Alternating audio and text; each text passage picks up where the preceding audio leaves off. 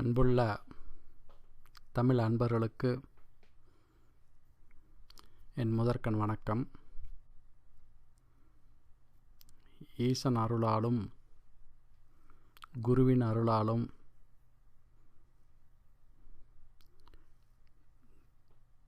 தொடர்முகமாக திருமந்திர மாலையில் 2ஆம் தந்திரத்தில்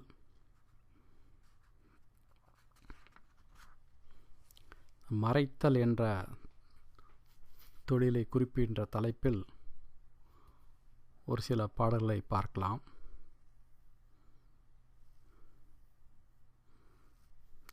சிவபெருமான் 5 தொழில்களை செய்கிறார்.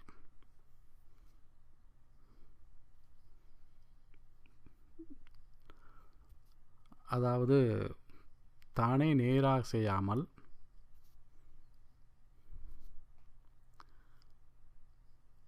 பிரம்மா, விஷ்ணு, உருத்திரன், மகேஸ்வரன், சதாசிவன் இந்த 5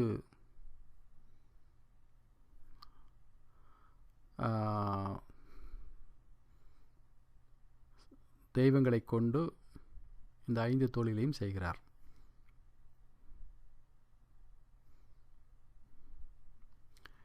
திரோபவம் என்பது மறைத்தல் தொழில். அது 4வது தொழில்.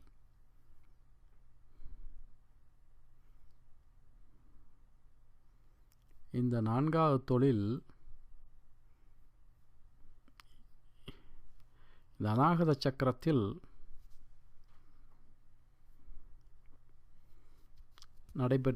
நடைபெற்று வருகிறது. இதை பற்றி, அநாகத சக்கரத்தை பற்றி என்னுடைய பேச்சு எண் 41 உள்ளத்து ஒருவனை உள்ளூர சோதியை என்ற பாடலை வைத்து நாங்கள் விளக்கியிருக்கேன். அதனால் வேற ஒரு 1-2 பாடல்களை எடுத்து இன்றைக்கி 2 பாடலை எடுத்து இன்றைக்கி சொல்லலான்னு இருக்கேன்.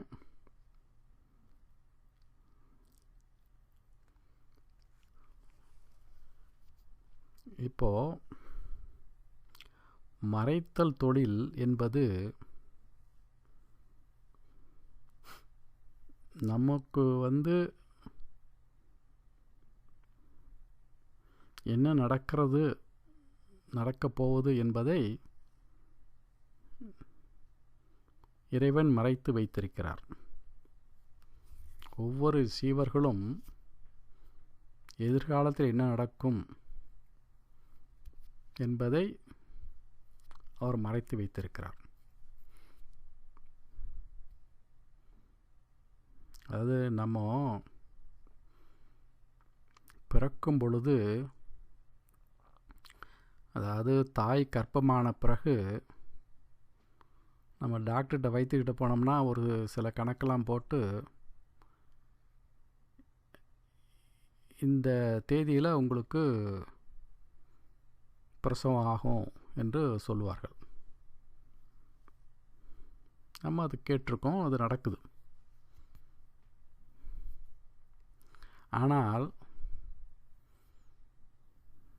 நமக்கு என்னைக்கு இறப்பு வரும், எந்த நேரத்தில் வரும் அப்படிங்கிறது இதுவரை யாராவது சொல்லியிருக்காங்களா?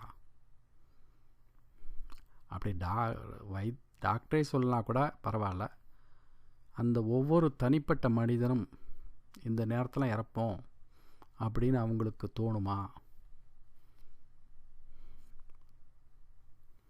மேபி அந்த இறக்கும் தருவாள் 2 நாளைக்கு முன்னாடி அந்த ஒரு சோர்வு வரும். அந்த உள்ளுணர்வு சொல்லும் அவங்களுக்கு, நம்ம அதிக நாள் உயிரோடு இருக்க மாட்டோம் அப்படின்னு. ஆனால் அந்த இறக்கக்கூடிய நேரம் கூட தெரியாது. அந்த உள்ளுணர்வு இருக்கும், ஆனால் என்னைக்கு இறப்போம், எந்த நேரத்தில் இறப்போம் அப்படின்னு தெரியாது.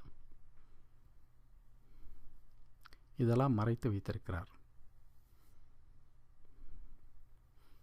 இந்த இறப்பை பற்றி வேடிக்கையாக யாக்கை நிலையாமை என்ற ஒரு தலைப்பில்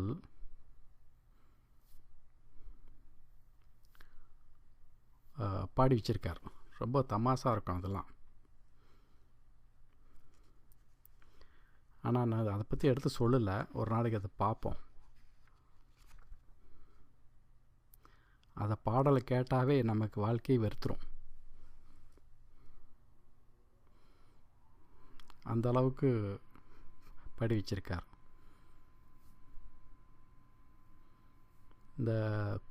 இந்த பூலோக ரம்பைங்கிற படம் இருக்குல்ல, அதாவது பானுமதியும் தங்கவேலும் நடித்த படம் அது.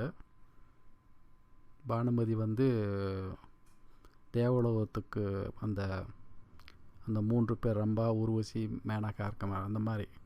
ரம்பா ஒரு சாபத்தினால கீழே பூமிக்கு தங்கவேலை திருமணம் செய்து கொண்டு அவள் தங்கவேலையும் தேவலோகத்துக்கு அழைச்சி செல்கிறான். அந்த மாதிரி ஒரு கதை. அவனுக்கு அந்த ஒரு சூழ்நிலையில் தங்கவேலு பானுமதியை பிரிந்து வர வேண்டிய சூழ்நிலை வந்துடும். அதாவது எல்லாமே மறந்து போகுங்கிற மாதிரி ஒரு சாபம் வந்துடும். அப்போது அவன் பாட்டுக்கு பைத்தியக்காரத்தனமாக தன்னை மறந்த நிலையில் ஊரெல்லாம் சுற்றிட்டு ஒரு நாள் இடுகாடு பக்கம் வருவான். அப்போ அங்கே ஒரு யோகி உட்காந்து நின்றுட்டு பாடிட்டு இருப்பார்.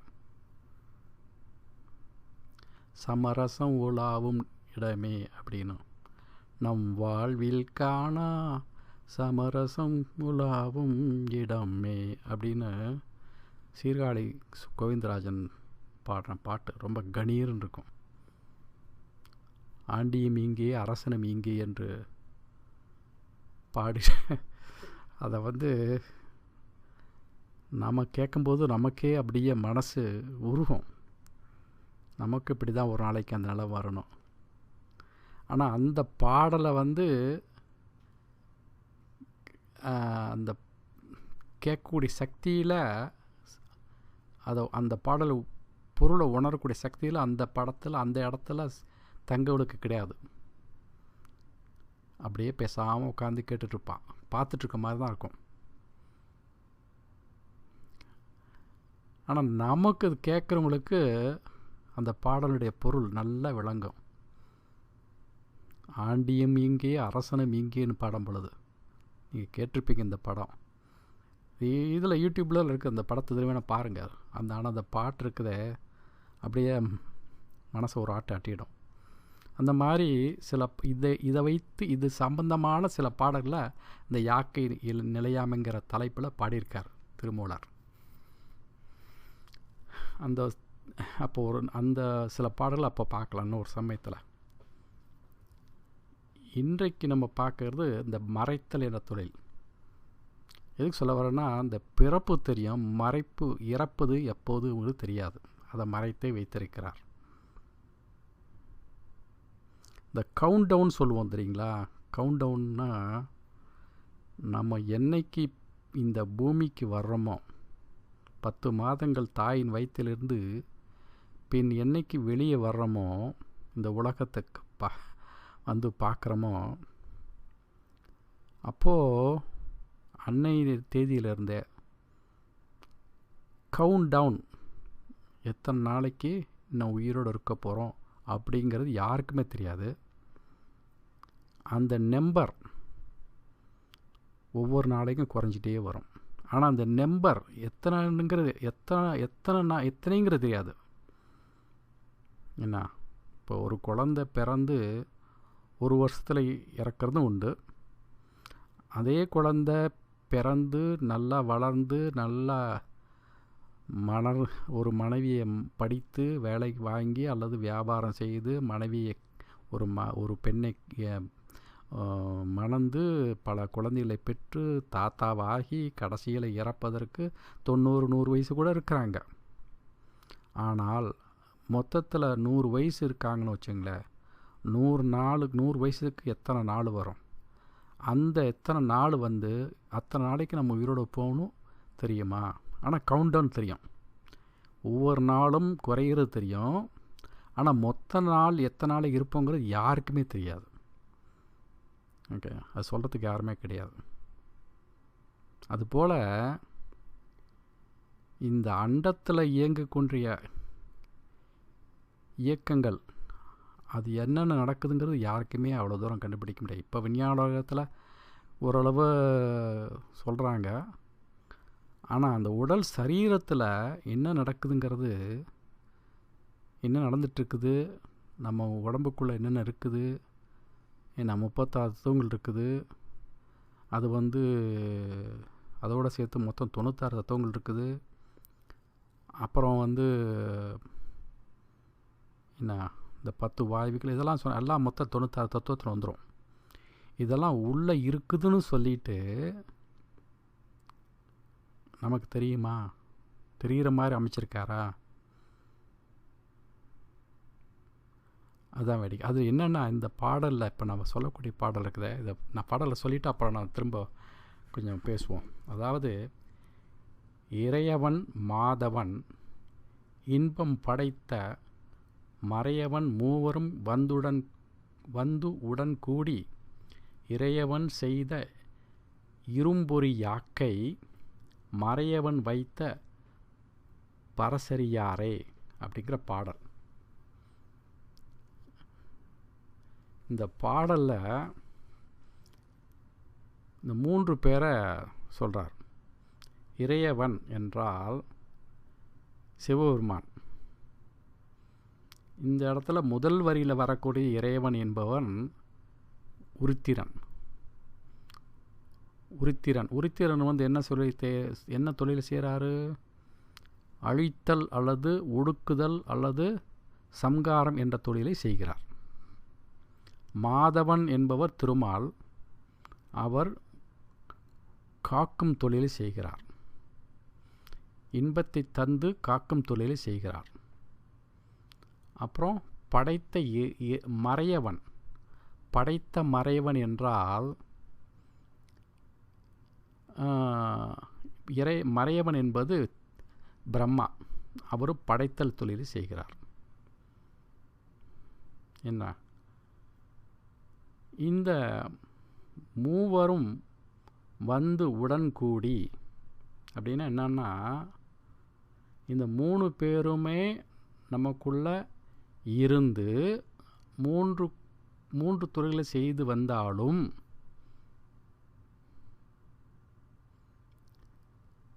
அப்புறம் இந்த 3வது வரியில் இருக்க இறையவன் என்ற அந்த வார்த்தைக்கு என்ன தெரியுமா? இது சிவபெருமான். ஓகே, இந்த 5 மூர்த்திகளுக்கு மேலானவர். அவர் இந்த 5 பேர்களை வைத்து செய்தக்கூடிய தொழில் இருக்குத, அதை என்னென்னா நம்ம என்ன செய்கிறாருன்னா, நமக்கு ஒரு உடம்பு கொடுத்துருக்கார். இறையவன் செய்த இரும்பொறி யாக்கைனா உடம்பு, சரீரம். இந்த சரீரம் என்ன, அதுக்கு என்ன அர்த்தம்னா, இந்த சிவபெருமான்ங்கிற இறைவன் அமைத்து கொடுத்த இந்த பெருமையுள்ள எந்திரமான சரீரத்தில் என்ன நடக்கிறது என்பதை இந்த மேற்கொண்ட மூவரும் அறிய மாட்டார்கள். அவங்களால கூட புரிஞ்சுக்க முடியாது. ஆனால் அவர்கள்தான் நம்ம உடம்புல இருந்து நமக்கு அதாவது படைத்தல் தொழிலையும் செஞ்சார், காத்தல் தொழிலையும் செய்கிறாரு. அப்புறம் இந்த ஊழ்வினை என்று சொல்லக்கூடிய அந்த கர்ம வினைகளை அழித்தலும் செய்கிறாரு உருத்திரன். இவங்களெல்லாம் செஞ்சு இருந்தும் ஆனால் நமக்குள்ள உடம்புல இருக்க சரீரத்தில் என்ன நடக்குதுங்கிறது அவங்களால அறிய முடியாத மாதிரி இறைவன் நமக்குள்ள அந்த சரீரத்தை அமைத்திருக்கிறார் அப்படிங்கிறது. அதாவது கடைசி வரி பார்த்தீங்கன்னா, மறையவன் வைத்த பரிசு அறியார். சாரி, தும்மல் ஒரு மாதிரி இருக்குது, அடக்கிட்டேன். ஓகே, மறையவன்னா ரகசியமாக உள்ள அவ்விறைவன் அந்த நமக்குள்ள வைத்த தன்மையினை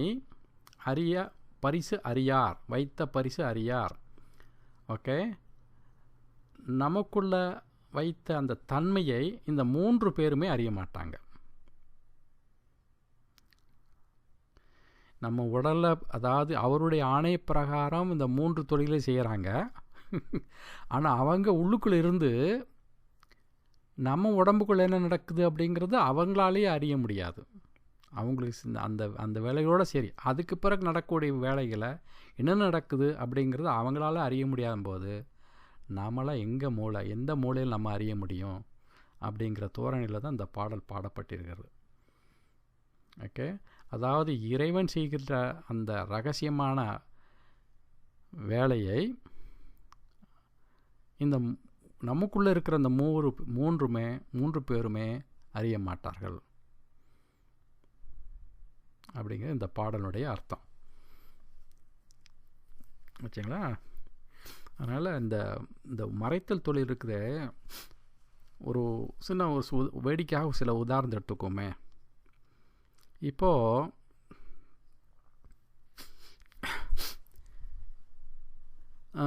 நமக்கு எதிர்காலத்தில் நமக்கு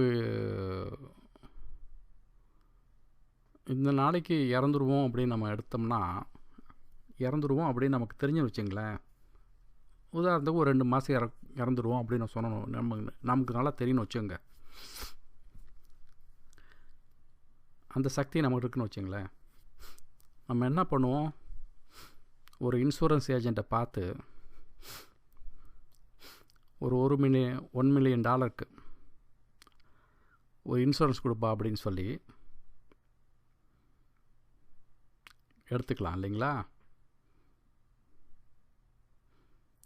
அப்போது என்ன நடக்கும் அதனால் அப்படின்னா நிறைய பேர் எடுப்பாங்க இல்லையா? அப்போ இன்சூரன்ஸ் கம்பெனி என்ன ஆகும்? இன்சூரன்ஸ் எடுத்தால் அதுக்குள்ளே தொகையை கொடுத்தாகணும் செத்துப்போனால். டெத் பெனிஃபிட் இருக்குது. அல்லது ஒரு பேங்கில் லோன் வாங்க போகிறோம். அந்த பேங்கில் லோன் வாங்க போது வீடு கட்டுறதுக்கு லோன் வாங்குகிறோம். நமக்கு நம்ம இத்தனை நாள் தான் இருப்போம்னு அவருக்கு தெரிஞ்சு வச்சுங்க. யார் லோன் கொடுக்குற அந்த மேனேஜருக்கு லோன் கொடுப்பாரா? அதாவது நம்மளுடைய வாழ்க்கையினுடைய முடிவை நம்ம தெரிஞ்சாலும் அதை நம்ம தவறாக பயன்படுத்துறதுக்கு வாய்ப்பு உண்டு. அல்லது மற்றவங்க தெரிஞ்சாலும் அதை தவறாக பயன்படுத்துறதுக்கு வாய்ப்பு உண்டு. அப்போது ஒரு சமுதாயத்தில், அந்த உலகத்தில் ஒரு கட்டுப்பாடு இருக்காது இல்லைங்களா? அதாவது இந்த ஊரில், அதாவது இந்த இது இருக்குல்ல, அந்த இன்சூரன்ஸ் எடுத்தால் என்னென்ன வகையில் இறந்தால் தான் அந்த பணம் கிடைக்கும். இப்போ எடுத்துகிட்டு ஒரு வருஷத்தை ஒருத்தன் தற்கொலை பண்ணிக்கிறான் வச்சுக்கோங்க. அந்த பணம் தற்கொலை பண்ணுனா அந்த பணம் சப்போஸு அந்த பணம் குடும்பத்தில் கஷ்டம்.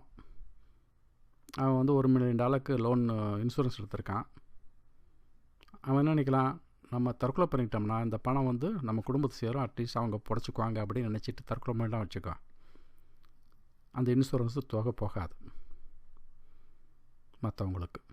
அதுக்கு ஒரு சட்டம் வச்சுருக்காங்க. தற்கொலைங்கிறது எப்படின்னா, ஏதோ குறிப்பிட்ட வருஷம் 2 வருஷம் வரலும் பண்ணக்கூடாது.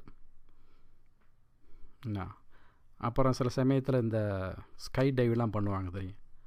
அதெல்லாம் பண்ணால் இன்சூரன்ஸ் கவர் ஆகாது. அதெல்லாம் தன்னுடைய வீர செயலை காமிக்கிறது. அதனால் விதிவிலக்கு நிறையா வச்சுட்டாங்க. வேறு எது மவுண்டன் கிளைம்பர், இந்த வாட்கார் ஸ்கை டைவர், அல்லது இந்த பிரிட்ஜில் கீழே விழுவாங்க, நிறையா இருக்குது. இதெல்லாம் சாகசமான விளையாட்டுக்கள். அவங்களாம் இன்சூரன்ஸ் கிடையாது. இப்படி சில கட்டுப்பாடெலாம் வச்சுருக்காங்க. ஏன்னா அனுபவத்தில் பார்த்து தான் அப்படியே கட்டுப்பாடு வச்சுருக்காங்க. அதுபோல் ஒருத்தனுடைய எதிர்காலத்தை என்றைக்கு தான் இறந்து போவாங்க அப்படிங்கிறது தன்னாலேயும் உணர முடியாது, பிறராலையும். இப்போ டாக்டர் ஒருத்தர் இருக்கார், அவர் வைத்தியம் பார்க்குறாரு. அவருக்கு கூட எவ்வளோ நாளைக்கு நம்ம இருப்போம் அப்படிங்கிறது சொல்ல முடியாது அவரால். என்ன அப்படி அவர் தெரிஞ்சுன்னு வச்சுங்களேன், அவர் வந்து மற்றவங்கள்ட்ட சொல்ல இது பெரிய பிரச்சனையில் வந்து சேரும். இந்த மாதிரி இந்த மறைத்தல் தொழிலை அந்த மறைத்தல் தொழிலாகவே இருக்கணும். அதுதான் நல்லது. என்ன நடக்குங்க போகிறதுங்கிறது தெரியாமல் இருக்கணும். நம்ம யூகிக்கலாம், அதன்படி முயற்சி செய்யலாம். ஆனால் நடப்பது வந்து அவனன்றி ஒரு அணுவும் அசையாது என்ற ஒரு முடிவுக்கு நம்ம வர வேண்டிய சூழ்நிலை இருக்கும். எத்தனை பேர் பிளான் போடுவாங்க, 5 ஆண்டு திட்டமெல்லாம் பண்ணுவாங்க. இவன் அரசு ஒவ்வொரு அரசும் கூட பண்ணும். ஆனால் எல்லாத்தையும் நிறைவேற்றிருக்குதா? நிறைவேற்றிருக்காது. அதுக்குள்ளே ஆட்சி முடிஞ்சிடும், வேறு கட்சி வந்துடும். வச்சுங்களா? ஸோ அதனால் மறைத்தல் தொழிலுங்கிறது ஓரளவு எப்படி நம்ம புரிஞ்சுக்கணுங்கிறத பொறுத்து இருக்குது.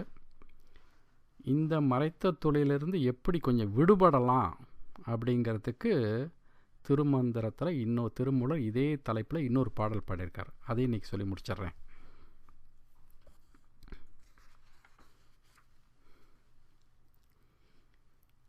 அது என்னன்னா,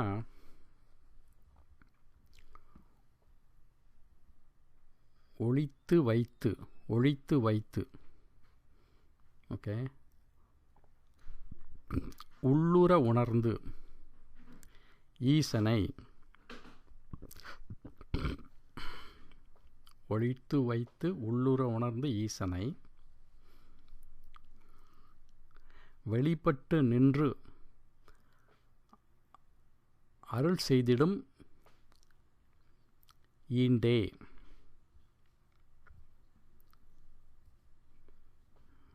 ஓகே, களிப்பொடும் காதன்மை என்னும் பெருமை வெளிப்பட்டு இறைஞ்சினும்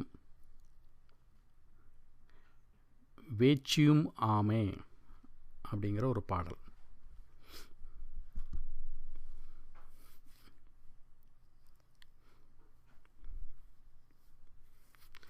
இந்த உள்ளூர உரைகின்ற ஈசனை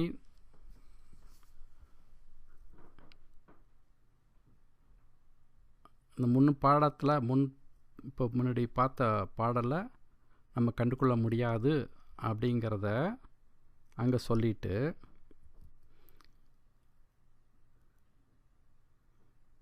இந்த பாடல் என்ன சொல்கிறாருன்னா, அந்த ஈசனை எப்படி கண்டு கொள்ள முடியும்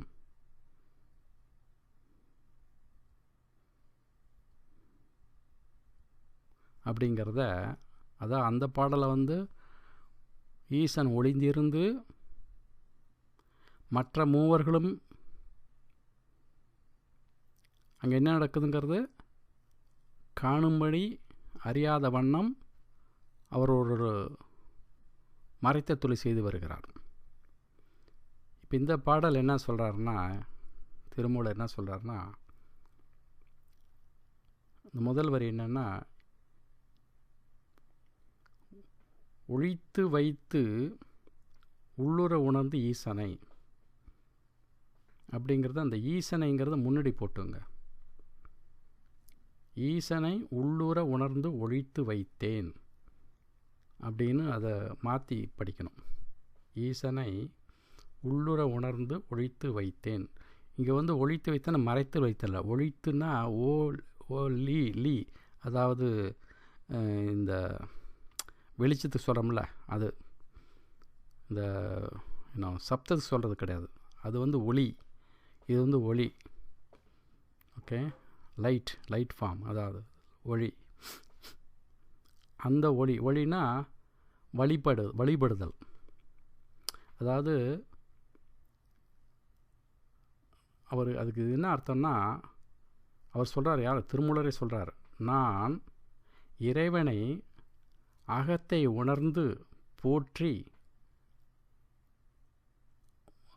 அவரை வழிபட்டேன். உள்ளுக்குள்ள வழிபட்டு இறைவனை உணர்ந்தேன் அப்படிங்கிறார். உள்ளுக்குள்ளே இறைவனை கண்டேன்கிறார். அப்போ உள்ளுக்குள்ளே இறைவனை கண்டிருக்கன்னா என்ன அர்த்தம்? இந்த தியானம் செய்து, அதான் எல்லாருமே சொல்லிட முடியாது அந்த வார்த்தையை. இந்த யோகிகள் தான். இவர் ஒரு சித்தர், திருமூலர் மகா சித்தர். அவர் சொல்கிறார், இறைவனை கண்டேன், வழிபட்டேன், அகத்தை உணர்ந்து வழிபட்டேன், அல்லது அவரை உள்ளுக்குள்ளே வழிபட்டதுனால அகத்தை உணர்ந்தேன். அப்படி என்னென்ன அர்த்தம்? தியானம் செய்ய செய்ய செய்ய மனம் பக்குவப்பட்டு இறைவனை நம் உள்ளுக்குள்ளே பார்க்க முடியும், காண முடியும், உணர முடியும். இங்கே உணர்ந்தேன்னு தான் சொல்கிறார், உணர முடியும் என்ன அப்படிங்கிறது அந்த முதவழி சொல்கிறார். அப்புறம் வெளிப்பட்டு நின்று அருள் செய்திடும் ஈண்டே அப்படின்னு என்ன அர்த்தம்னா, அப்பொழுதே அப்பெருமான் என் காட்சியில் வெளிப்பட்டு அருளை நல்குவான் என்ன அப்படின்னு சொல்கிறார். அப்புறம் களிப்பொடும் காதன்மை என்னும் பெருமை வெளிப்பட்டு, இந்த 4வது வரியில் இருக்கிற வெளிப்பட்டுங்கிறத 3வது வரி சேர்த்துங்க. களிப்படும் காதன்மை என்னும் பெருமை வெளிப்பட்டு. என்ன காதன்மைனா அன்பு, களிப்புனா மகிழ்ச்சி. அதனால் மகிழ்ச்சியோடு அன்பு என்னும் பெருங்குணத்தை காட்டி வெளிக்காட்டி என்ன வெளிக்காட்டினா உள்ளுக்குள்ளே இறைவனை உணர்றது, வெளியில் இறைவனை வழிபடுவது, அதாவது புற வழிபாடு. அந்த புற வழிபாடு எப்படி இருக்கணும்? அன்போடு இருக்கணும், மகிழ்ச்சியோடு இருக்கணும். அன்பும் மகிழ்ச்சியும் சேர்ந்து கலந்து இறைவனை புற வழிபாடு செய்தல். அதுதான் அந்த 3வது வரி. அப்படி செய்யும் பொழுது இறைஞ்சினும் வேட்சியும் ஆமே அப்படின்னா என்ன அர்த்தம்னா, அவனை புறத்தே வழிபாடு செய்தாலும் அவனுக்கு அது விருப்பமான ஒன்றாகும். யாருக்கு? இறைவனுக்கு. ஓகே, நம்ம என்ன பண்ணணும்? உள்ளுக்குள்ளே தியானம் மூலமாக இறைவனை உணர முயற்சி எடுக்கணும். வெளிப்புறம் அவரை அணுகும் பொழுது மகிழ்வோடும் அன்போடும் அவரை வணங்க வேண்டும் அப்படின்னு சொல்லிட்டு அது விருப்பமாக செய்யணும், ஆசையாக செய்யணும். என்ன அந்த மாதிரி செய்தால் இறைவன்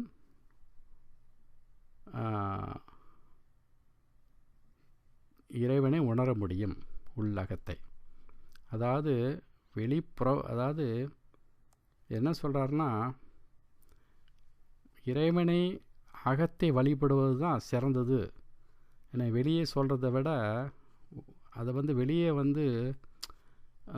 அதான் சொன்னேன், நமசிவாய என்ற மந்திரத்துக்கும் சிவாய என்ற மந்திரத்துக்கும் வித்தியாசம் இருக்குது.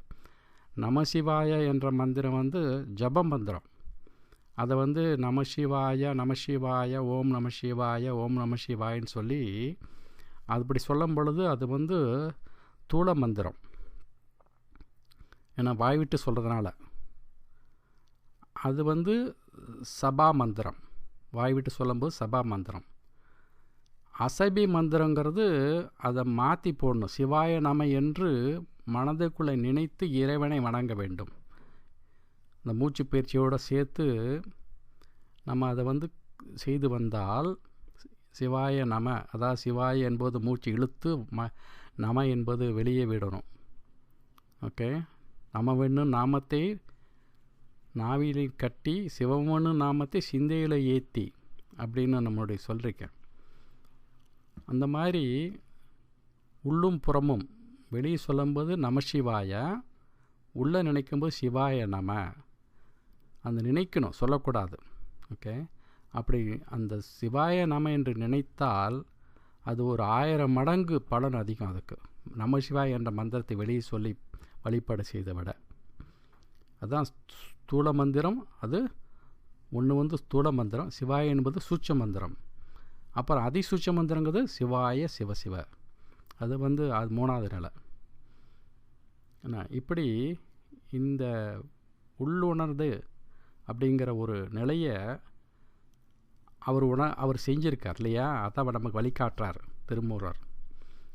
என்ன அப்படி செய்தால் இறைவனை இந்த முன்னாடி சொன்ன அந்த 3 பாடலில், அந்த முதல்ல சொன்ன அந்த 3 மும்மூர்த்திகளும் காண முடியாத இறைவனை நாம் கண்டு கொள்ள முடியும். இதன் மூலமாக அவரை நினைத்து எந்த ஒரு வகையால் தியானம் செய்து நம்ம மனம் பக்குவப்பட அவர் நமக்கு ஈசன் நமக்கு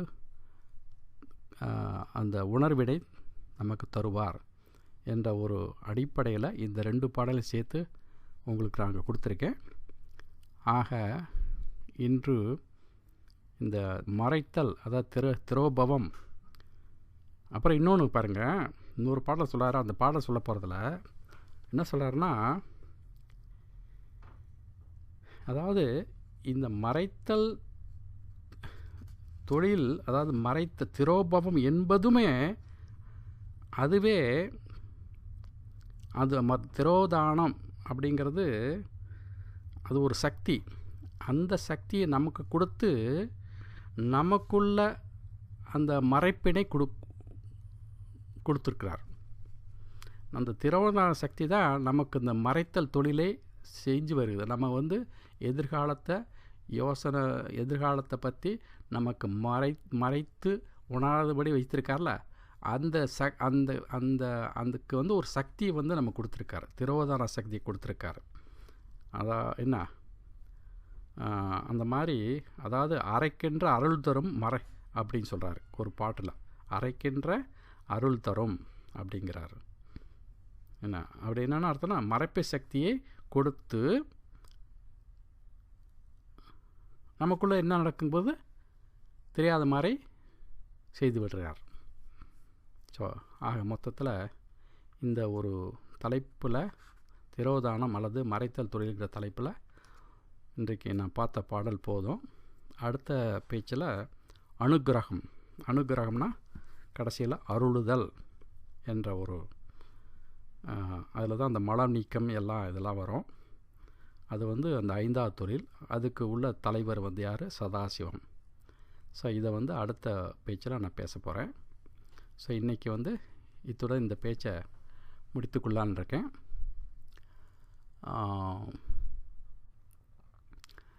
ஈசனின் அருளால் நாம் எல்லோரும் நலமுடனும் வளமுடனும் வாழ்வோம் என்று நம்பிக்கையுடன் உறுதி கொண்டு ஈசனை வணங்குவோம். என்னுடைய பேச்சை இத்துடன் முடித்துக் கொள்கிறேன். நன்றி, வணக்கம்.